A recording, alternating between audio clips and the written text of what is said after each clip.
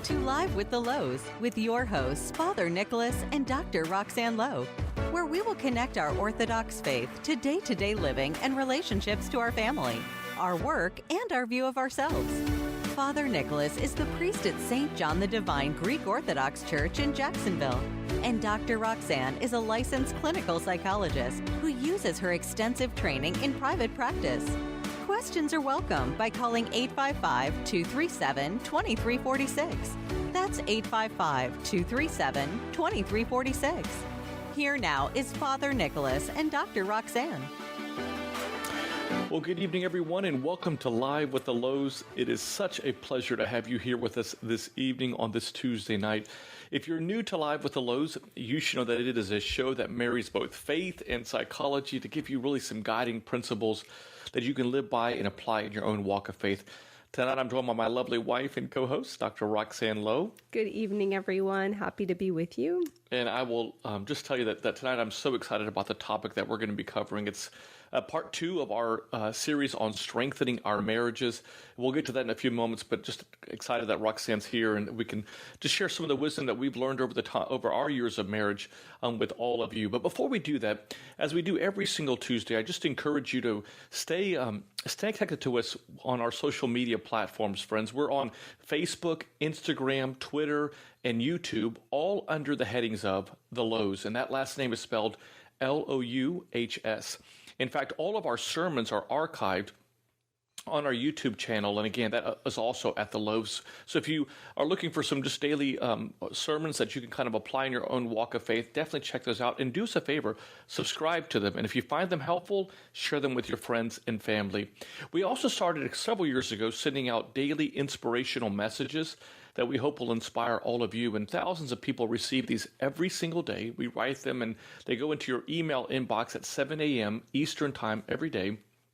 And if you haven't received them, go to our website. In fact, go to it right now. Go to thelouhs.com/subscribe.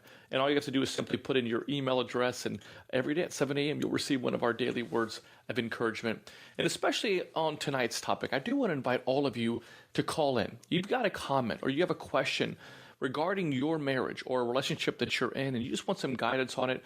We'll try to do our best to kind of give you some words of encouragement using the traditions of the Orthodox Church and what the teachings of Christ are in that we find in our scriptures to share and to just really to impart onto all of you. So if you'd like to call in, you can do so at 1-855-237-2346. That's 1-855-237-2346. You can also email us a question at ask@ancientfaith.com. That's ask, A-S-K, at ancientfaith.com. Just simply send us an email, and we'll try our best to get to it during the show. In fact, we've already gotten several questions in leading up to tonight's show, so we'll try to get to all of those. But today is part 2 of our series on strengthening our marriage.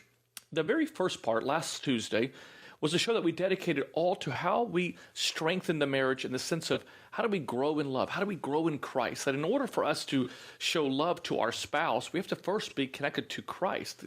Like we oftentimes talk about this, the vertical always shapes the horizontal. Our relationship with God definitely impacts our relationship with our spouse. And then we kind of continue on with that, ways that we can continue to do good for them, that we recognize that the most successful marriages are unpredictable marriages. Those are marriages that we go and do things that are unique, that are, as the old adage goes, love is in the details. It's just doing the small things that make the biggest difference.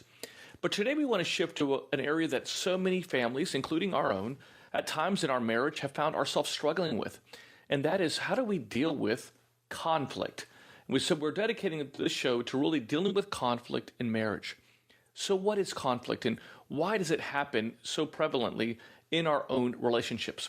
Well, the reality is, friends, is that there are a number of reasons why we all have conflict. And I know, Roxanne, you and I have spent some time actually categorizing these areas as to why we have conflict. And some of the areas, these are just some. We can go, a lot of areas, but some of them, first and foremost, is poor communication. And I think, Roxanne, you talk a lot about this as well, about the importance of just how unhealthy communication can be in a relationship. Maybe you could speak a little bit about that. Well, I think so often, Nick, we're not always communicating. I mean, there's a lot of things that we feel. I mean, I like to talk about human beings and with the analogy of being an onion, and most of the time we kind of share our outermost layer, which is why when people say, "How are you doing?" we say fine, but are we really fine? Not so much. A lot of the time there's so many layers and depth of experience that I don't know that we share with our spouse. We don't let our inner world, we don't make it available to the people who love us most. And so a lot of times in that space, we're dealing with burden. We're dealing with concerns. We're dealing with, hidden, aggravations. We're dealing with problems that haven't been solved. We're dealing with something I felt last week about something you did that I hadn't yet dealt with. And listen, we carry around all of this, and it affects sort of the feeling or the foundation, that I have toward you, my sentiment toward my spouse. And so, that bleeds into everything that we do, but there is, yes, so much that we are not, communicating on a regular basis with our partners. Right. And, I remember us, we do quite often do retreats on marriage retreats. In fact, we're going to be in Sacramento later on this weekend doing a marriage retreat there. But, one of the things that we hear about through the teachings of Christ is that, if you look at 3 of the 6 things that we hear about in Scripture that Christ dislikes the most, oftentimes it's all about our words. It's about the power of words. And I oftentimes tell people to remember what St. Theophan the Recluse says. He says, remember that when you speak, you are giving birth to words, which once born will never die. They will either speak for you or against you. And then St. Basil the Great says it this way: the most common and multifaceted sin is the one enacted by the tongue.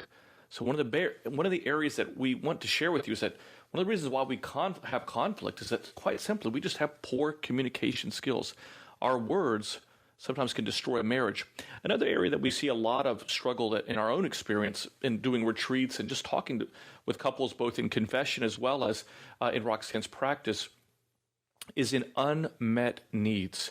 Gosh, Roxanne, I think this is something that we hear so much about. People are expecting their spouse to act in a way, only to figure out that when they don't act that way, it acts and really creates an additional conflict within the relationship.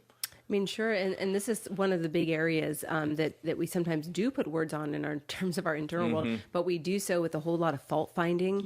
We do so with a whole lot of blame, judgment, or criticism. So you are responsible for what I end up feeling. And here's why. Here's what you've done, or here's what you haven't done. And we tend to really make other people responsible for the things that we carry around in terms of our expectations that may or may not have been communicated, right. Or even if they have been communicated, may or may not be in our spouse's skill set for providing for us. So sometimes we have unrealistic expectations as well. And we're not really looking at people's sort of inherent wiring in terms of what they're able to offer us in that space.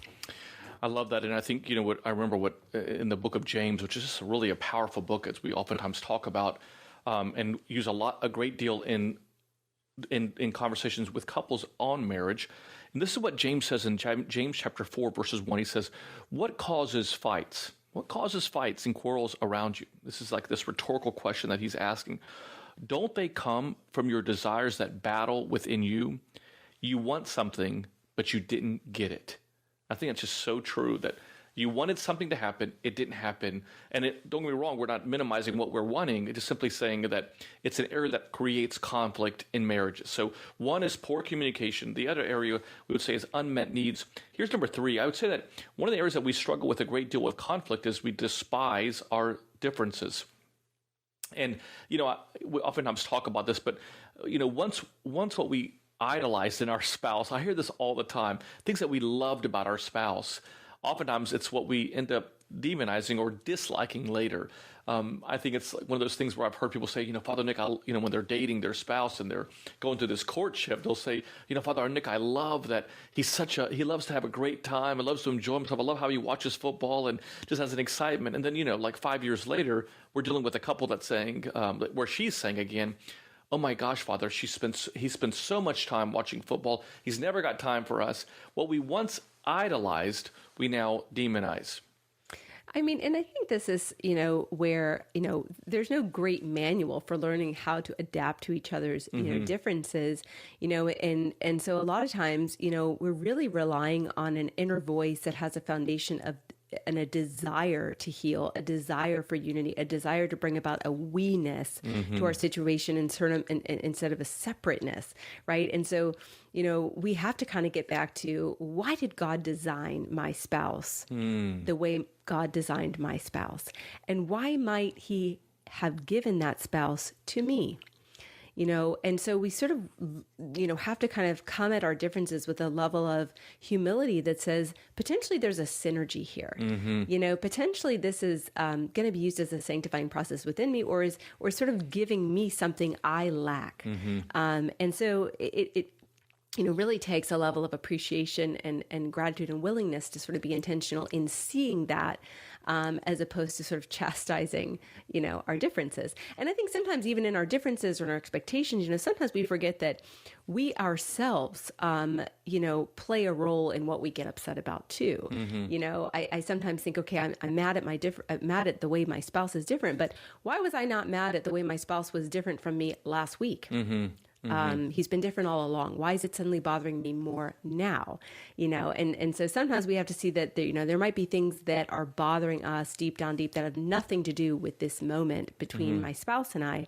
And when we're a bit more sensitive to that, and we have a little bit more interoceptive awareness where we know what's happening within ourselves, it's easier not to let that sort of come in and be divisive when it comes to something like our differences, right? And so there's a level at which we have to sort of evaluate our upsets, evaluate our spouse, see their goodness, but also see where we are in humility. A lot of what we're sharing with you tonight are things that are found in our book, Renewing You, A Priest and Psychologist in a Plan, that actually Ancient Faith published. We actually have an entire chapter on strengthening our marriages, and part of that chapter is all about dealing with conflict. So definitely, if you haven't purchased that book, I do encourage you to do so, because I think it might be very helpful. There's some really cool activities that we encourage you to share with your spouse at the very end of that chapter. That I think would be very helpful. And we also, as we mentioned at the top of the show, we'd love to hear from you. You have a question, a comment, feel free to call us. You can call us at 1-855-237-2346. That's 1-855-237-2346, or email us a question at ask@ancientfaith.com. That's ask@ancientfaith.com. So if number 3 was despising differences, then number 4 we would share with you is all about negative self-talk, really faulty thinking. And, we talk about this a lot. We talk about thoughts and the power of our thoughts, but how powerful our thoughts are in a relationship. Because sometimes the way we see our spouse, the way we think about what their intention is, what we think about their motive is, why they acted that way, we kind of create a narrative in our own mind about what they were doing. And that thoughts, those beliefs, shape our behaviors towards them. And so an area that causes so much conflict that we see is all around negative self-talk, what we have told ourselves about our spouse. I mean, and chances are, when we're not tuned into that, if we've been playing and replaying, a hurtful, judgmental, negative, thought process about someone over and over in our mind, we set ourselves up to respond poorly when even minor things happen, and then we sort of point our finger at the wrong problem based on the story we've been really telling ourselves. And I think sometimes, we really forget to humanize our spouse, right? It's just so easy to chastise somebody that we live with every day. It becomes very easy to see, their most obvious weaknesses, right? And sometimes we forget that we're on the same team. Exactly. And that if we're not on the same team, it's going to be very hard to maneuver through life if we can't find that common ground. And Roxanne, I think this leads us to the 5th area. And again, these are just some of the areas that we just came up with. There are probably other areas that we're not able to, just with time purposes. But I think one of the things that we have to also acknowledge is just our sinful nature. All of us have our areas of struggle that we struggle with personally. And what we don't realize, we oftentimes think sin is just between our relationship with us and God. But sin is contagious. In other words, it impacts everything around us. It impacts our relationship with ourselves, it impacts our relationship with Christ, it impacts our relationship with the people that God has put in our life, and it impacts our purpose in this world. And so we can never minimize just our own personal struggles, whatever they may be. And all of us have at least one area. I would say that we all have many, many areas, but But as the Bible calls it, the persistent sin, the struggle that we face, how that impacts us and how that bleeds into other parts of our life. I mean, I would say, most of us in general tend to overdo negativity and judgment and underdo love, mercy, and grace. I mean, and this is inherent to just being human. And so, yes, those persistent sins and knowing, what is it within me that maybe sets me up to respond with less patience, I think it's important because if we're likely to overdo negativity and judgment and we don't know when we're most, prone to doing that, we don't know that we are doing that and we don't spend time in sort of self-reflection and studying ourselves, we really miss the opportunities to interrupt those cycles and change direction. And that's really so important and foundational in marriage is that we sort of not try to be perfect, not really put these unrealistic expectations on ourselves, but that we kind of see what's happening and we can kind of take a different position, and change the fork in the road. We go in a different direction with our marriage when we change the direction we're going in individually. So these are just like the 5 areas that we just think about that are things that create conflict. And you could probably add your own to this list. But one of the things that we want to do in this first part is is how do we defuse the problems? How do we diffuse anger? How do we diffuse conflict? Nothing happens without our intent, with our actions behind it. So it's one thing to say, well, I just want to do this, or I want us just to stop fighting, as you'll hear some people say in marriage counseling, but it doesn't happen just simply by saying it. You have to put some promise to it. You have to put some action behind it. And so I love what one of the church fathers says. He says, theology, St. Maximus the Confessor actually says this. He says, theology without practice is the theology that the demons love. In other words, they love it when you just simply talk about it, but never put it in action. And obviously the book of James says faith without works is dead.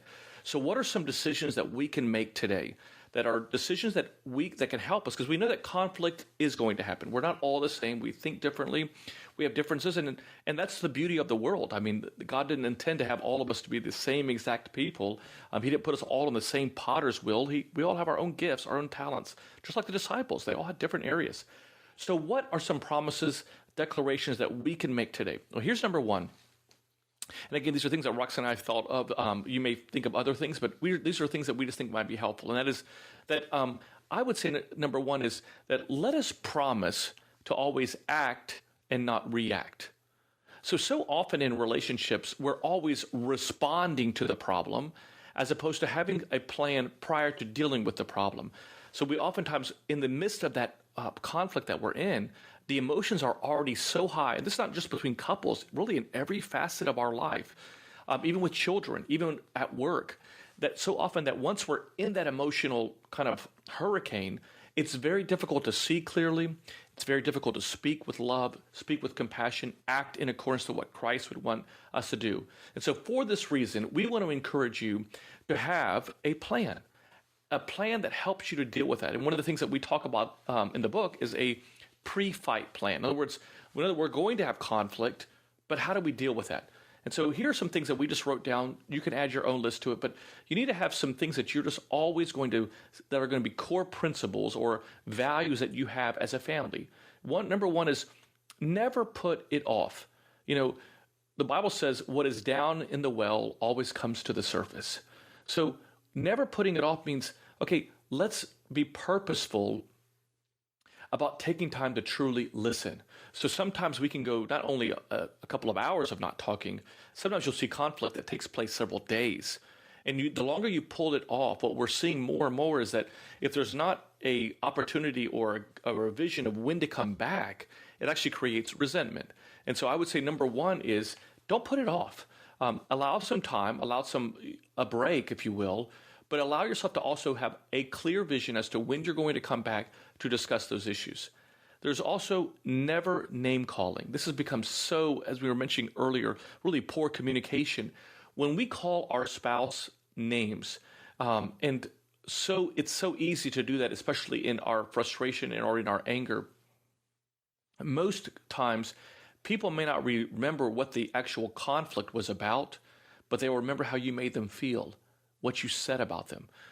You may not be able to remember, for example, the last 10 sermons that your priest has given you.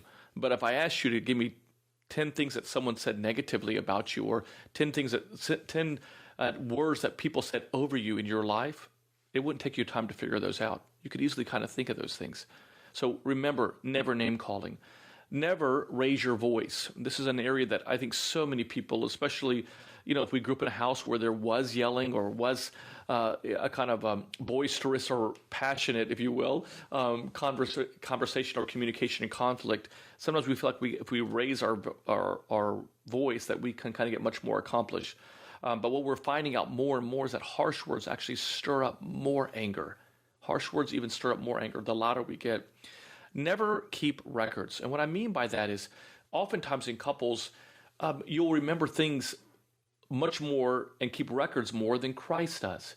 In other words, I was with a couple several years ago who was telling me as if I was the judge or the referee in this, as they were both in my office, about something that had taken place in their marriage 12 years ago, that the spouse had on a number of times had already asked for forgiveness, had repented from it, had spoken to his spiritual father about, but it continued to get brought up more and more. So there was never any opportunity to build off of that or to grow from that because it was constantly being put in front of them.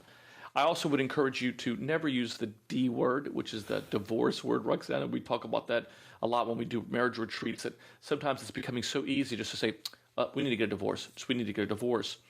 And never in front of our children. And what I mean by that is that some communication and conflict, to be quite honest with you, could be healthy in front of our children. But I'm talking about communication that's negative, that's toxic towards one another. That should not take place around your children. When you're not able to communicate, when your voices are screaming and yelling at one another, when you're yelling about how you want to get a divorce, those things absolutely cannot take place. They got to be what we call non-negotiables, things that just do not take place in a relationship, in a marriage. And I love what you're sharing, about sort of having this plan, because what does that really do is it sort of builds an emotional climate that's safe. If I can trust you, I can be close to you. And trust builds emotional intimacy. And we have so many questions that come in about intimacy. How do we build intimacy? Well, intimacy is built by trust. And we build trust by creating a culture in our home that says, I can be open and honest with you, and I'm not going to get burned when I do it. And you can be open and honest with me, and I'm not going to burn you. We can't hide from lasting feelings. They have a way of sort of catching up to us in relationship, and they affect the connection. And so if relationships don't have a trusting environment that where people are willing to open up, to work through feelings and share them in ways, that build connection, and they're not revealing the vulnerable side of their anger, but they're revealing only the controlling side, there is no trust. Okay. So there can be, therefore, no intimacy. So this is really, really important. And if your relationship today does not have this container, we really encourage you to build one. Sit down with your spiritual father, sit down with a Christian counselor, or take notes during the session at the very least, to sort of say, hey, none of these things. If these things happen, we take a break to rebuild and come back and reset so we can sort of change directions. Because again, if we can't work through our difficulties, the onion layer just gets thicker and thicker and thicker until there's so much built up between you and I that there's a disconnection. And so really to do all of this, to sort of follow all of these rules, we really can never express feelings in the midst of feeling them. So I really caution you, if you're somebody who feels convicted, your blood pressure's high, you're feeling very, fired up about something, that's really the worst time to talk about it. It takes time for us to figure out exactly what our anger means. It's not always the surface expression or the surface story. Like we said, there could be so many things going on. in our own lives or in the background of our lives. And so that's really never the time to express it. It takes time to figure out what we feel, but it takes no time to shatter the person that's standing in front of us, to completely devour our relationship. And so expressing things while we feel them, hoping that it goes well, is like sort of walking into a fire to salvage something and expecting not to burn in the process. And so we really have to sort of begin to talk about our feelings after we've separated from them, enough to sort of understand them. And what is our goal in communicating them? If all I have is negative words about your character, I'm not ready to communicate. Right. If all I have is blame about what you've done, I'm not ready to communicate. If all I have is describing the intention of who you are and what you intended, I'm not ready to communicate, because I'm not allowed to say those things about you. All I can do is talk from my own perspective in terms of my feelings, my needs, my experiences, and what this event meant to me, and how I really hope for it to be different. You're listening to Live with the Louhs. We're so grateful that you're joining us tonight. We are talking about part 2 of the series, Strengthening Our Marriages, and we're dealing specifically with conflict. What are the causes? And not only what are the causes, how do we cope with conflict? Because we know it's going to happen. And so the very first part was that us identifying what are some of the areas that we conflict so much about. And then the second area we started to spend some time on are what are some practical steps, promises, declarations that all of us can make today. And that first one was how we can promise to act and not react, having a plan in place. We'd love to hear from you. If you have a question, comment, feel free to call us at 1-855-237-2346, 1-855-237-2346. Or you can email us a question at ask@ancientfaith.com. That's ask@ancientfaith.com. Roxanne, we just got this email question, and I wanted to read it to you. It says, I'm an Orthodox Christian, and one of my friends recommended me to listen to this radio show. I recently started listening and find it very helpful. I'm in the process, though, of a divorce. My husband and I were married for 13 and a half years. We have 2 children. And my husband's very upset with me, and he wants the divorce. He considers that he was not respected, that nothing made him happy during our marriage, that I humiliated him with my short temper, and he decided that he had enough. We had a busy, agitated life, and I was always alone due to his busy schedule and working weekends. He was cold and did not pay much attention to our needs or show affection towards me over the years. I find myself in emotional pain as I'm not ready to give up on my family. I didn't realize that my marriage was so frail, and I ignored his signs and his warnings. I'm still hoping we could reconcile this marriage now that I had a wake-up call and I'm trying to become a better wife for him.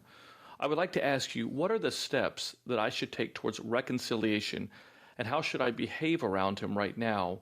And also, how can I start working on myself, accept this separation, and create a plan B in case the reconciliation is not possible? I'm so sorry to hear, just the pain of that circumstance. It sounds ongoing and really difficult. And, the first thing when somebody finally opens up, we just listen. And we try to find and experience some level of ownership for what they are feeling as a result of our role in it.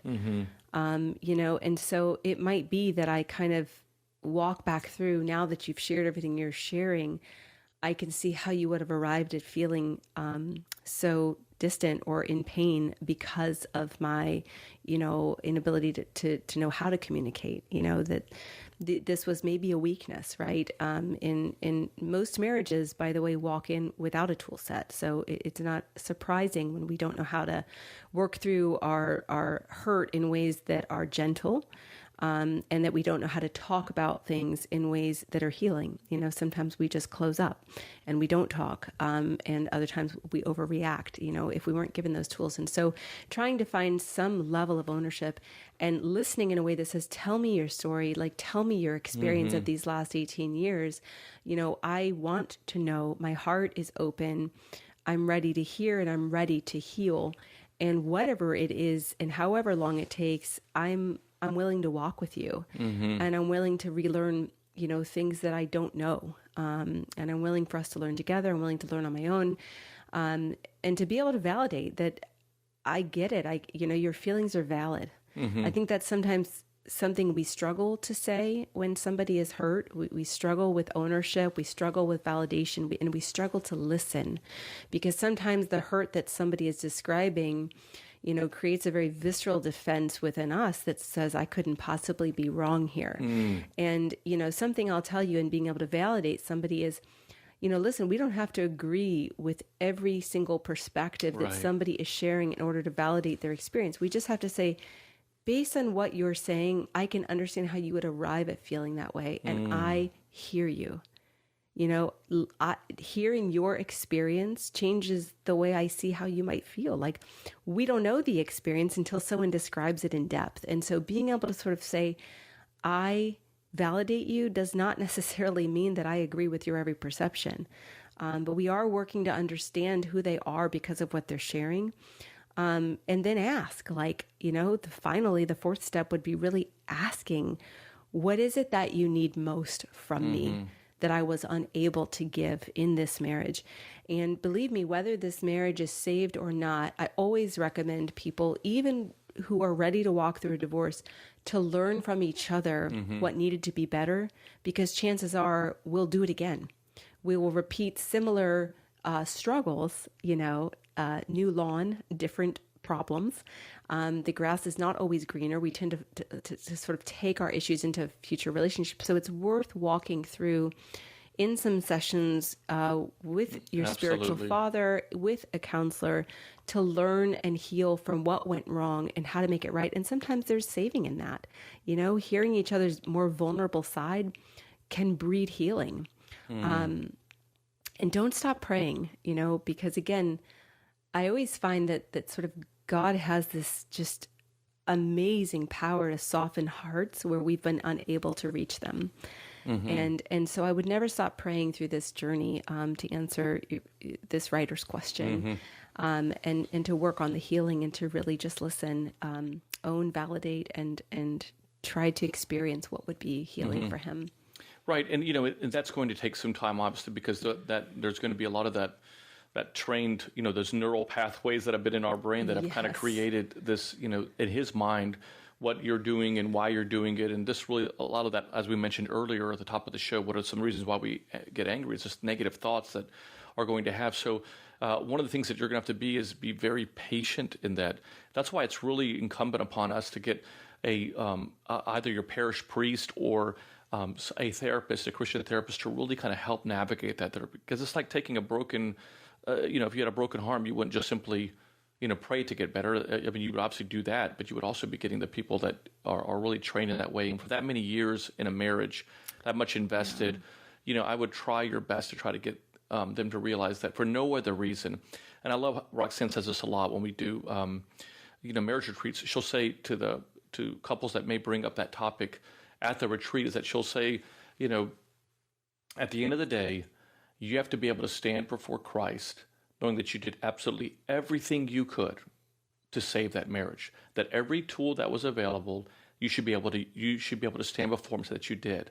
And a lot of times people struggle with that because they've done some things. They just haven't done everything. And if a marriage is it's a sacrament, let us, and Christ, as we mentioned yet last week on our show, that he created marriage. His first miracle was at a wedding, and all the disciples believed in him because of that miracle at that wedding. Then we should do all that we can to try to save them and get the help that we need to do just that. Roxanne, here's another question that came through the email just now. It's a question that kind of is the opposite of what you were sharing earlier. It reads, my husband approached me and told me some things he wasn't happy about in our marriage. He said, she said, I felt I was being ambushed after the 20 years I devoted to him and our children. I felt as if he was being selfish and told him so.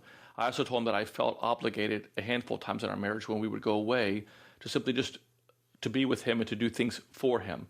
But since that day, he does not take time to be with her. He barely touches her. He struggles. She says, I struggled for years with this feeling of being undesirable to him. And I still struggle, as she says, and I've decided to take the high road and be the best wife I can be under these circumstances. He really just quit on us, and I don't know what to do about that. I have worked on myself through therapy with several priests. They have offered to work with him, but he is not interested. Could you please address what do you do when someone is unwilling to try? Work to keep your voice a godly one. It is so easy. This is where temptation is very real, that we, sort of start assigning a very negative script to this person. We lose sight of when we get this angry and this hurt by someone, we start to lose our connection with Christ, right? And as we lose our connection with Christ, we start to lose our connection with the person standing in front of us. We become less motivated by the peace that only God can bring when we connect to His Spirit. And these are the moments where we really have to pray for our spouse and pray for ourselves to navigate these issues with skill, with compassion, and with the help of the Holy Spirit. In these moments, our only responsibility when our spouse is sort of in a difficult, sort of contained and removed and distant, cold place, we are there to contain the fire, not fuel the fire. And so this is not the time to kind of go down the play-by-play of what happened or to reignite the fight. This is a moment of prayer and really working to keep our voice a godly one that is seeking to heal, seeking solutions, seeking to support. It's very tempting to want to just get angry. It's very tempting to also want to give the cold shoulder and sort of shut down in response to a spouse who's shut down. But when we do that, we're fueling the problem. So this is the moment where we remain kind, and we remain really the best versions of ourselves, who I would want to be. And we borrow our relationship with Christ when we can't see Christ in the person standing in front of us. When we start ignoring people, it really, in relationships, when we ignore somebody that we love, we really do cause a reaction in the brain that's similar to that of physical pain, because we weren't meant to ignore each other in that way. So, can you say that again, Roxanne? I think it's very helpful for our listeners to hear that. Yeah. That when we shut down from someone that we love, we are causing a reaction in their brain that is the exact same process of that of physical pain. And so, and this is where I look up and I just say, wow, God, like your design is beautiful. We were not meant to ignore or shut down from each other in cold and distant existence. And which is why, what you said earlier, Nick, was so important. Like we never want to go too long without repairing things. And I get it, if you felt ambushed because, he's been sort of saving up a lot of things, that kind of breaks the rule of one thing at a time. We're not supposed to sort of ambush our partner with 75 things that have gone wrong. And if we haven't had good tools for talking, that may be where we're at now. But, we need to sit down with someone who can kind of help us look at more thematically, what has been wrong, because chances are those things could kind of be grouped into maybe 3 or 4 things that then feel reasonable that we can begin to problem solve or adapt to the things that don't have easy answers. We're listening to Live with the Louhs. We're so grateful that you're sharing with us these questions, these email questions. And if you have a call that you'd like to call or on us, you can call us on our show at 1-855-237-2346. That's 1-855-237-2346. Or email us a question, as these previous emailers did, by emailing us at ask@ancientfaith.com. That's ask@ancientfaith.com.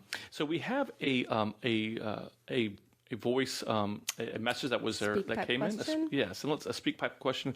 We'd love to hear that. So Matushka Trude, if you would, our producer, if you can play that, we'd appreciate it.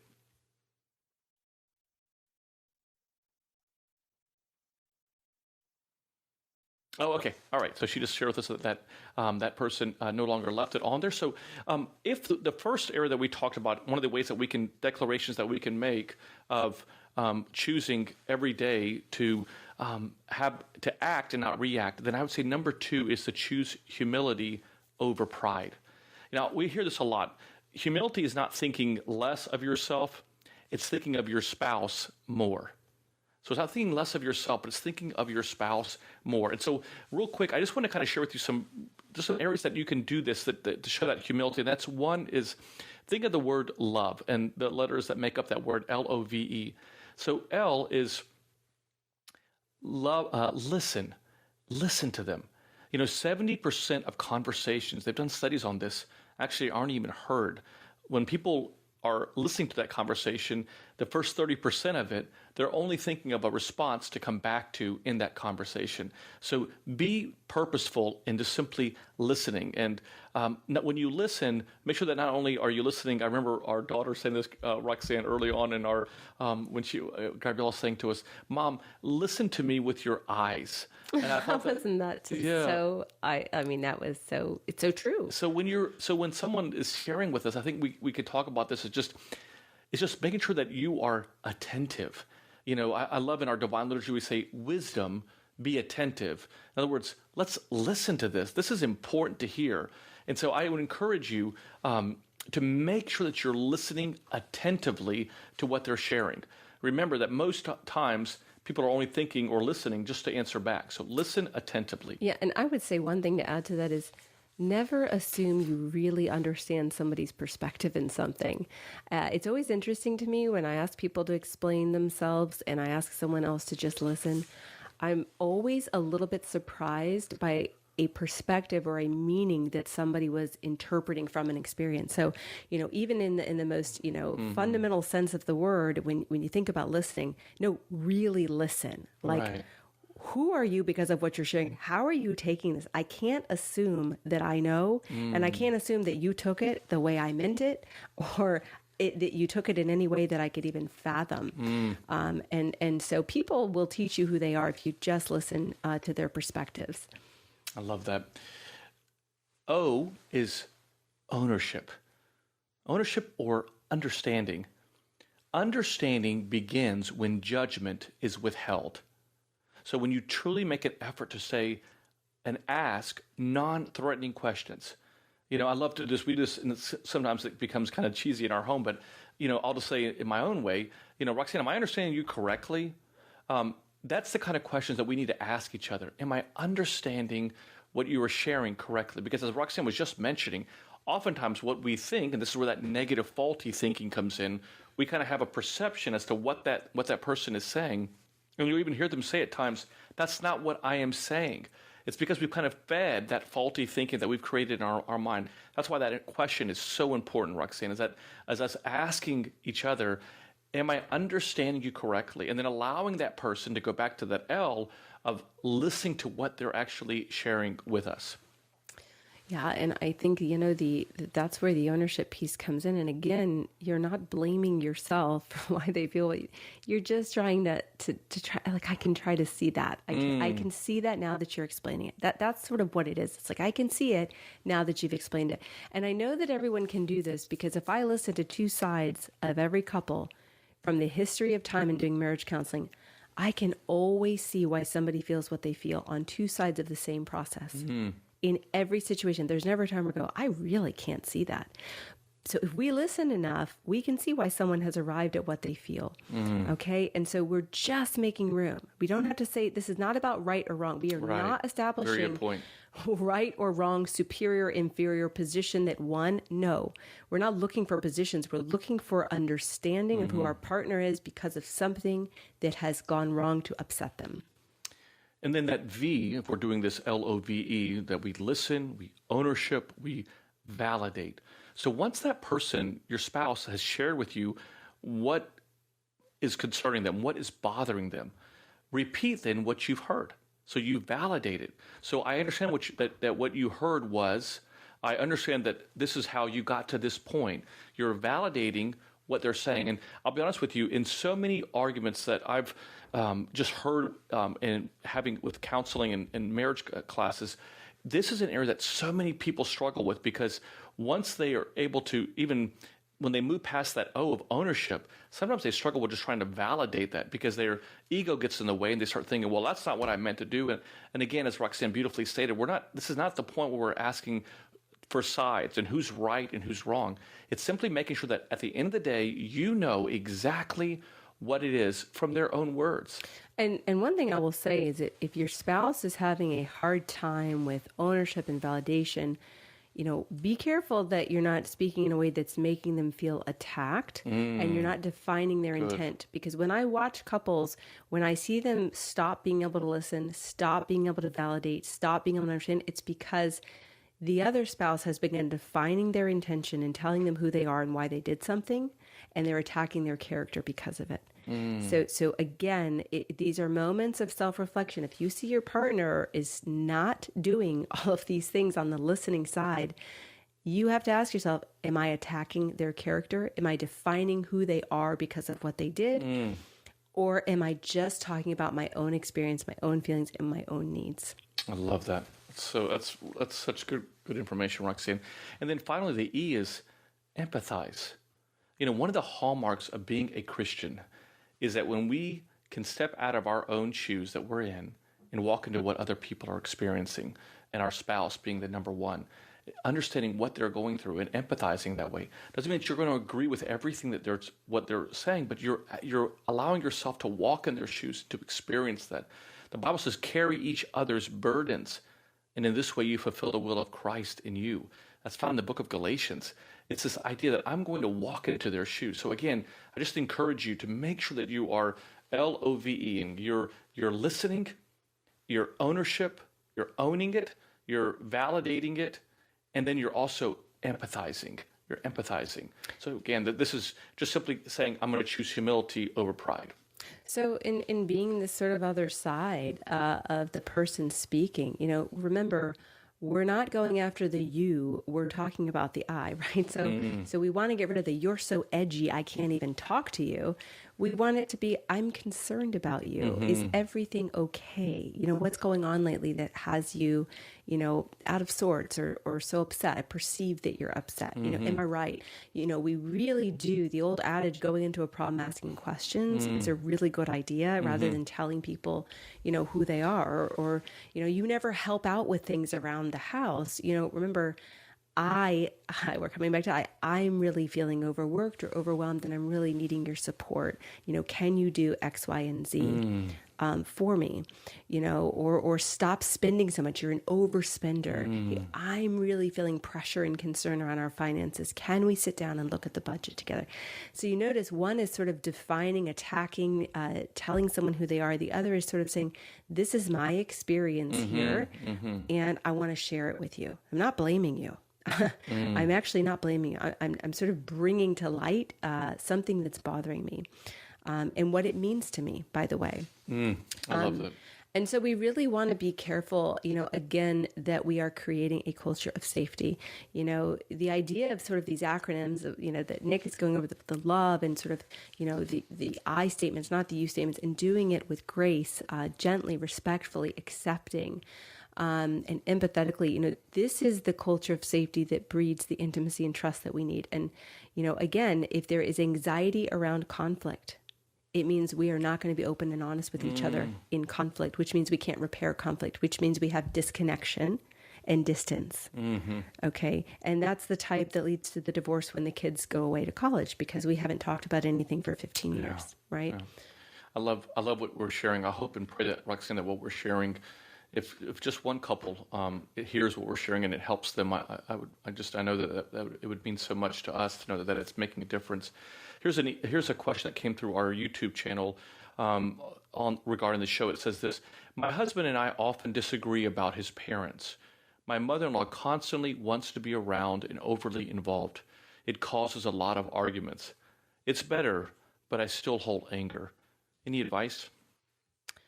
Yeah. So, I mean, this is the moment where we have to decide, okay, who are we as a couple and what do we need? When you start to define your own family system outside the greater peripheral family system, you figure out what you need as a unit. Without that, we really stumble. If we are relying on old boundaries of our families of origins, we really struggle to decide what we need between us. And so this is a moment of not defining the mother-in-law, but defining who I am and what I need as a wife and mother, in our own family. And so it's not about blaming, mother-in-law for infiltrating, but talking about more or less what I need. And so, this is sort of the important piece. And then I would say, when you think about relating to your wife's parents or your husband's parents, you have to think about the why. We're relating to them in order to honor our spouse, So there's this level of honor we assign to that person, not because of your own personal connection to that person, but because of your personal connection to your spouse. And that's a really important, boundary that you sort of have to differentiate in your heart. So it's not about what you feel toward mother-in-law. It's about defining what's important in our family and why does this person, this mother-in-law, matter to us. She does have a position of importance because I love and value my spouse. I love that, Roxanne. Great advice. So number 3 would be, if we're saying number 1 is to make sure that we choose to act and not react, that number 2 would be choosing humility over pride.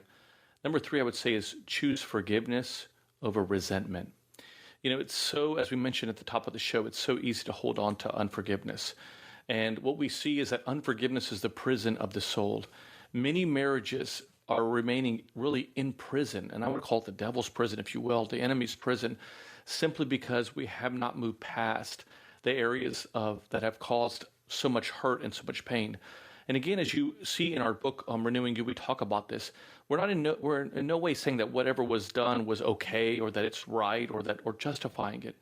But we also recognize that forgiveness, in large part, is more about our relationship with Christ than the person who offended me.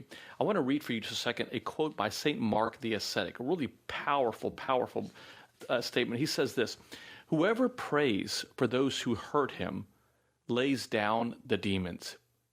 But he who opposes his offender is bound to those demons." You see, it's a spiritual battle that takes place. When you hold on to that unforgiveness, you're being bound in that prison of the soul. But when you let go, when you just simply pray, God, give me the strength. Help me to get past this movement. Help me to allow myself to forgive that person who's hurt me. You are laying down that spiritual battle that's taking place on a daily basis in your life, and especially allowing the demons to win in your own life. And again, I love this idea of spiritual warfare. We have to remember this, right? Because that is the only way we fight as a unit, the common enemy that we're both up against, that our marriage is up against. If we sort of fall for it and pin against each other, we're fighting the wrong person, and we're not strong. The Bible reminds us that when one falls, two can help each other up, and really the cord of three, which obviously includes Christ, it cannot be broken. And so, it's so important to remember the enemy that we're fighting is not always each other, but it is the division and the voice of the enemy that really seeks to destroy a connection.